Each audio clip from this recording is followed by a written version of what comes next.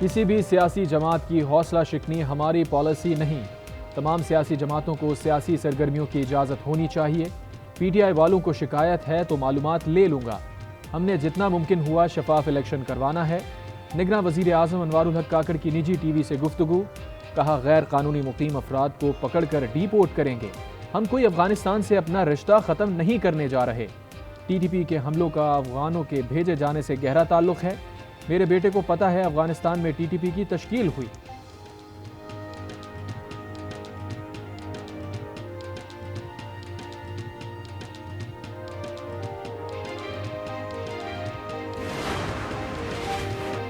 خیبر پختونخوا میں تحریک انصاف کو سیاسی آزادی، پشاور ہائی کورٹ نے صوبے میں انتخابی مہم کی اجازت دے دی۔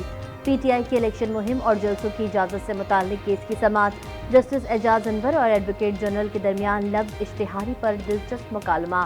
انٹرنی جنرل نے کہا آطف خان سابق وزیر ضرور ہیں لیکن اس وقت اشتہاری بھی ہیں۔ جسٹس اعجاز انور نے کہا پاکستان میں یہ کوئی نئی بات نہیں بلکہ کچھ اشتہاریوں کو تو پروٹوکول میں لایا جاتا ہے۔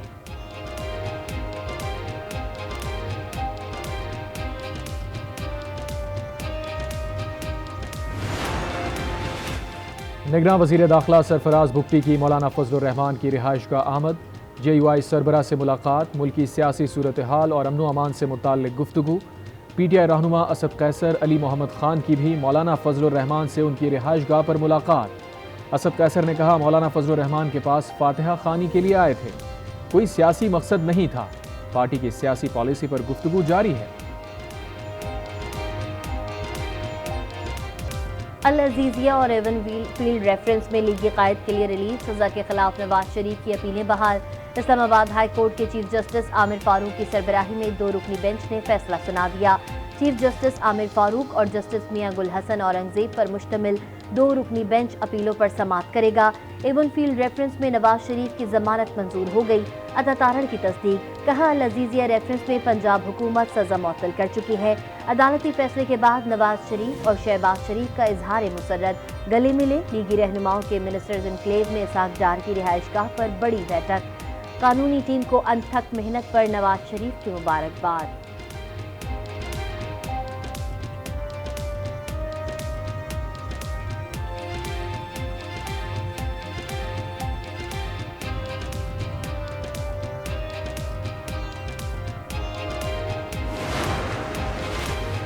تجربات کرنے والے اب تاریخ کا حصہ بن چکے ہیں۔ نواز شریف بلا شبہ ہمارے وزیر اعظم کے امیدوار ہوں گے۔ نواز شریف نے سب کو بات کرنے کے لیے دعوت دی۔ لیگی رہنما خواجہ آصف کی نجی ٹی وی سے گفتگو، کہا سپریم کورٹ نے 2 نومبر کو الیکشن کمیشن کو بلایا ہے، امید ہے کہ الیکشن کمیشن تاریخ دے دے گا۔ الیکشن ہی تمام مسائل کا حل ہے۔ سائفر کیس میں چیئرمین پی ٹی آئی کی ٹرائل روکنے کی درخواست مسترد، اسلام آباد ہائی کورٹ نے ہدایات کے ساتھ درخواست نمٹا دی، کہا چیئرمین پی ٹی آئی کو شفاف ٹرائل کا حق دیا جائے۔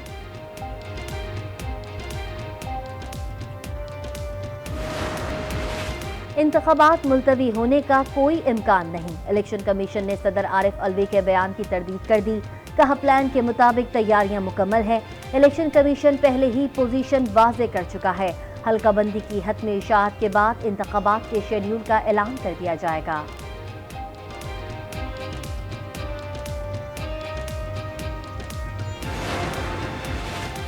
میری رائے میں minus chairman P T I بات ہونی چاہیے۔ چیئرمین پی ٹی آئی نے بیرونی تعلقات کو نقصان پہنچایا۔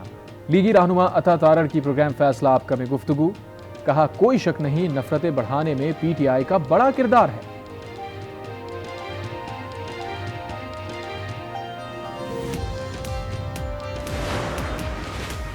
شوگر ملز کوٹا کیس میں پرویز الہی کو مقدمے سے ڈسچارج کر دیا گیا۔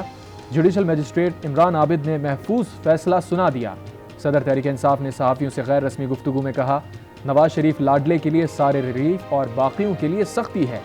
نواز شریف ججز کے خلاف بولتے ہیں، کیا جج وہ باتیں بھول گئے ہیں؟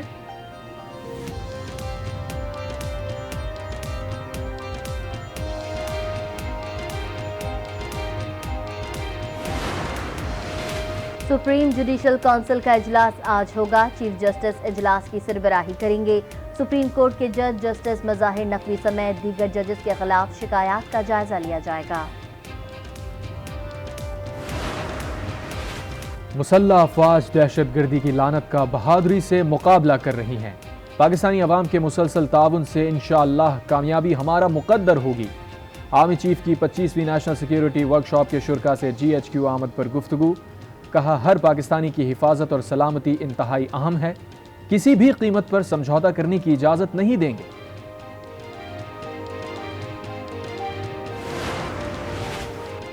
افغان پناہ گزینوں کی برطانیہ منتقلی شروع۔ اسلام آباد سے 132 افغان پناہ گزین برطانوی ہائی کمیشن کی نگرانی میں چارٹر فلائٹ سے برطانیہ روانہ۔